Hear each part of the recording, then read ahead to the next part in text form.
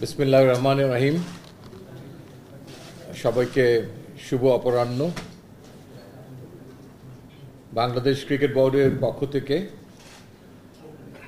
আমি বাংলাদেশ জাতীয় ক্রিকেট দলের নাম ঘোষণা করছি, যে দলটি টি-20 বিশ্বকাপে অংশগ্রহণ করতে যাচ্ছে 2024 সালে। মোহাম্মদ নাজমুল হোসেন শান্ত দলনায়ক, তাসকিন আহমেদ ভাইস ক্যাপ্টেন, লিটন কুমার দাস, সৌম্য সরকার,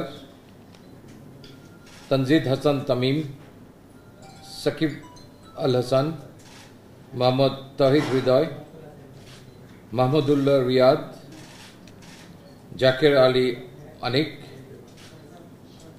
মোহাম্মদ তানভীর ইসলাম, শেখ মাহাদি হাসান, মোহাম্মদ রিশাদ হুসেন, মোহাম্মদ মুস্তাফিজুর রহমান, মোহাম্মদ শরীফুল ইসলাম এবং তনজিম হাসান সাকিব। এই দলটির সঙ্গে ট্রাভেলিং রিজার্ভ হিসেবে দুজন খেলোয়াড় যাচ্ছেন। তারা হচ্ছেন হাসান মাহমুদ এবং আফিফ হোসেন ধ্রুব। এবং উল্লেখ্য যে বিশ্বকাপের আগে ইউএসের সঙ্গে আমাদের 3টি টি-20 ম্যাচের সিরিজ আছে, সেখানে এই দলের সঙ্গে সংযুক্ত দুজন ট্রাভেলিং রিজার্ভও সেখানে অংশগ্রহণ করবে। ধন্যবাদ।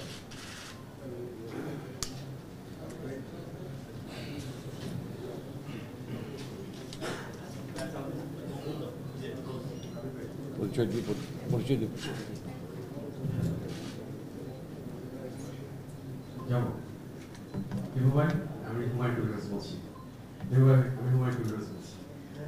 এর আগে অনেক সিরিজে দেখতাম এরকম আসলে সহ-অধিনায়কের নামটা আনুষ্ঠানিকভাবে ঘোষণা করা হতো না। এবার সহ-অধিনায়কের নাম ঘোষণা করা হয়েছে এবং যাকে নির্বাচিত করা হয়েছে তিনি প্রথমবার মতো সহ-অধিনায়কের দায়িত্ব পেয়েছেন। কি কারণে আসলে তাকে সহ-অধিনায়কের দায়িত্ব দেওয়া হলো? এটা একটা গ্লোবাল টুর্নামেন্ট। এর আগে তো আমি কোনো দল ঘোষণা করতে আসিনি। এটা বিসিবির সিদ্ধান্ত। বাংলাদেশ ক্রিকেট বোর্ড থেকে আমাদেরকে অবহিত করা হয়েছে যে তারা ক্যাপ্টেন এবং ভাইস ক্যাপ্টেন হিসাবে তাসকিন আহমেদকে নির্বাচিত করেছেন।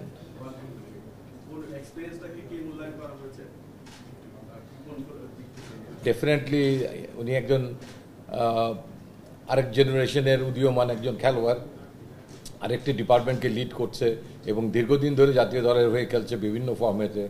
তো সেজন্য তাকে হয়তো ডিজার্ভিং ক্যান্ডিডেট মনে করেছে বাংলাদেশ ক্রিকেট বোর্ড, সে কারণেই তাকে এটা নির্বাচন করা হয়েছে। আমি দুইটা প্রশ্ন। প্রথমটা করি, আমরা কিছুদিন আগে ক্যাপ্টেনের মুখ থেকে শুনেছি উনি বাংলাদেশের মানুষ অনুরোধ করেছেন যেন এবার আশা খুব বেশি না করা হয়। তো আপনাদের জন্য একটা ফার্স্ট বিগ অ্যাসাইনমেন্ট, একটা ওয়ার্ল্ড কাপ টিম আপনারা ডিক্লেয়ার করলেন। এই দলটার কাছ থেকে আপনাদের আশাটা কি? আপনারা কতটুকু বা কত বড় আশা করছেন? নাম্বার 1। আর নাম্বার 2 হচ্ছে যে আমি যখন একটা মুভি দেখতে যাব, আমি যে হিরোকে দেখে মুভিটা দেখতে যাব, আমি তো নিশ্চিতভাবেই আশা করবো যে উনি খুব ভালো অভিনয় করবেন, সেই জন্যই আমি দেখতে যাব।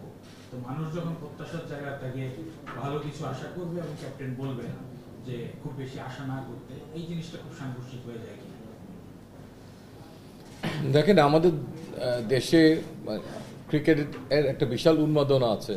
আমরা সবসময় দেখেছি, যখন আমরা বড় আসরে খেলিনি তখনও আমরা দেখেছি যে গ্যালারি ভর্তি দর্শক, ক্রিকেট ফলোয়ার। আইসিসি ট্রফির থেকে আমরা সেটা লক্ষ্য করছি 97 থেকে।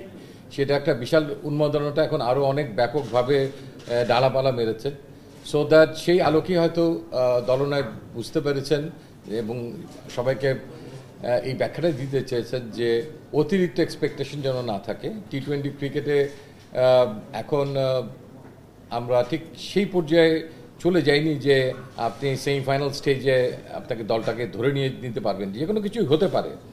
তো আমার মনে হয় তিনি যেটা বলতে চেয়েছেন যে ফেজ বাই ফেজ আগানোর জন্য প্রথম ধাপ, দেন যদি দ্বিতীয় ধাপে যাওয়া যায়, দেন সেখানে যেন একটা ভালো প্রতিদ্বন্দ্বিতা গড়ে তুলতে পারে, মানে বাস্তব শক্তির আলোকে নিরিখে হয়তো তিনি এই কথাটা বলার চেষ্টা করেছেন। ডেফিনেটলি আমরা আশা করি, প্রত্যাশা আমাদের দলের কাছে আছে যে আমরা প্রথম রাউন্ডটাকে পার হয়ে দ্বিতীয় রাউন্ডে যেন আমরা খেলতে পারি। দ্বিতীয় রাউন্ডে খেললে ডেফিনেটলি সেখানে আমরা আবার একটা প্রচেষ্টা থাকবে, তারপরের ধাপে যাওয়ার একটা প্রত্যাশা থাকবে।